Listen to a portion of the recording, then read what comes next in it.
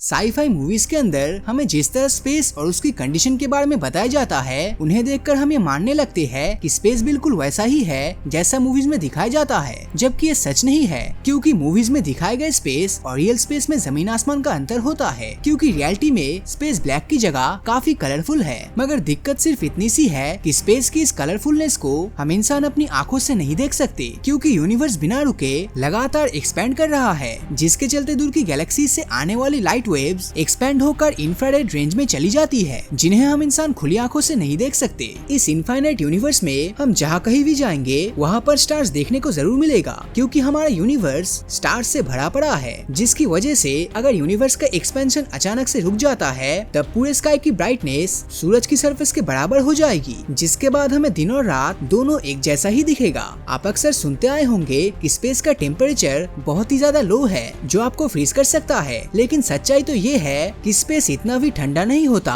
कि उसमें आप पल भर में ही पूरी तरह से फ्रीज हो जाओ। जब भी स्पेस में कोई स्पेसशिप जाती है तब साइंटिस्ट को उसके फ्रीज होने की चिंता से ज्यादा स्पेसशिप के मेल्ट होने की चिंता रहती है, क्योंकि सूरज से लगभग 30 करोड़ किलोमीटर की दूरी पर होने के बावजूद भी जेम्स वेब टेलीस्कोप को हाई रेडिएशन के चलते इसे कूल रखने की जरूरत पड़ती है, जिस वजह से इसमें 5 लेयर सन वाइजर के साथ साथ एक एक्टिव क्रायोकूलर भी लगाया गया है जो इसे रेडिएशन और एक्सट्रीम हीट से प्रोटेक्शन देता है। खैर, इंटरनेशनल स्पेस स्टेशन और हबल टेलीस्कोप इतने लकी नहीं है, क्योंकि ये दोनों ही धरती से करीब 700 किलोमीटर की डिस्टेंस यानी कि थर्मोस्फीयर में फ्लाई करते हैं, जहां पर कोई भी सब्सटेंस करीब 2000 डिग्री सेल्सियस तक हीट अप हो सकती है। जब बात स्टील्स की आती है तब ये लगभग 1350 से 1535 डिग्री सेल्सियस टेम्परेचर में मेल्ट हो जाता है। और ऐसे में यही सवाल आता है कि आखिर ISS और दूसरे स्पेसशिप्स पर स्टील्स होते हुए भी इतना ज्यादा टेम्परेचर का कोई असर क्यों नहीं होता? वेल, इसका पहला रीजन है स्पेसशिप्स और रॉकेट्स का व्हाइट कलर का होना, जो इन्हें अननेसेसरी रेडिएशन से बचाता है। ISS पर एक्सेसिव हीट प्रोटेक्शन भी लगाया गया है। अब भले ही इस मटेरियल की थिकनेस मिलीमीटर से भी कम क्यों ना हो, पर ये इसके बावजूद भी 200 डिग्री तक होने वाले टेम्परेचर फ्लक्चुएशन में भी टिक सकता है।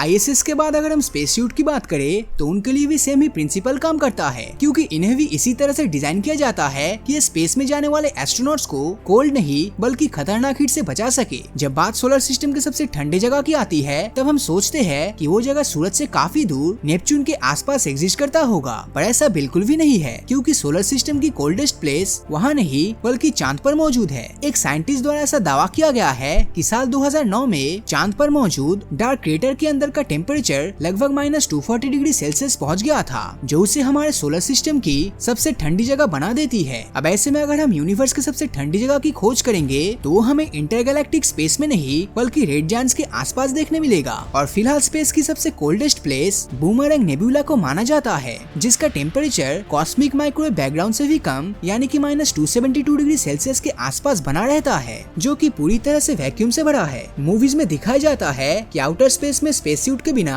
एस्ट्रोनॉट की बॉडी पल भर में भी फ्रीज हो जाती है, जबकि रियलिटी में स्पेस सूट के बिना भी इंसान स्पेस में काफी देर तक फ्रीज नहीं होता। यहाँ तक कि वो अगर बूमरैंग नेबुला में भी पहुँच जाता है तब वहाँ भी उसकी बॉडी को पूरी तरह से फ्रीज होने में 26 घंटे से भी ज्यादा समय लग सकता है, क्योंकि ये सब पूरी तरह से डेंसिटी यानी घनत्व पर डिपेंड करता है। एक इंसान सोना जैसी जगह में 90 डिग्री सेल्सियस टेम्परेचर के बावजूद भी लंबे समय तक रुक सकता है, जबकि बॉइलिंग वाटर में वो पल भर के लिए भी हाथ नहीं डाल सकता। वेल, ऐसा इसलिए होता है क्योंकि डेंस एनवायरनमेंट में एक ऑब्जेक्ट के साथ कांटेक्ट में आने के लिए बहुत सारे मॉलिक्यूल्स मौजूद होते हैं, जबकि स्पेस में मैटर की डेंसिटी काफी लो होती है। अगर हम स्पेस और धरती की इस डेंसिटी का कंपैरिजन करें तो जहाँ स्पेस में एक पर क्यूबिक सेंटीमीटर में सिर्फ 10 एटॉम्स ही मौजूद होते हैं, तो वही धरती पर क्यूबिक मीटर में एटॉम्स की संख्या 10 ट्रिलियन से भी ज्यादा होती है, जिसके चलते आप यूनिवर्स के कोल्डेस्ट पार्ट में भी एकदम से आइस में तब्दील नहीं होंगे, बल्कि एक लैंप की तरह धीरे धीरे अपनी सारी गर्मी स्पेस को दे दोगे। स्पेस सूट के बगैर स्पेस के वैक्यूम में आपकी बॉडी में मौजूद एयर और लंग्स दोनों एक्सपेंड हो जाएंगे, और अगर आपने जल्दी उस एयर को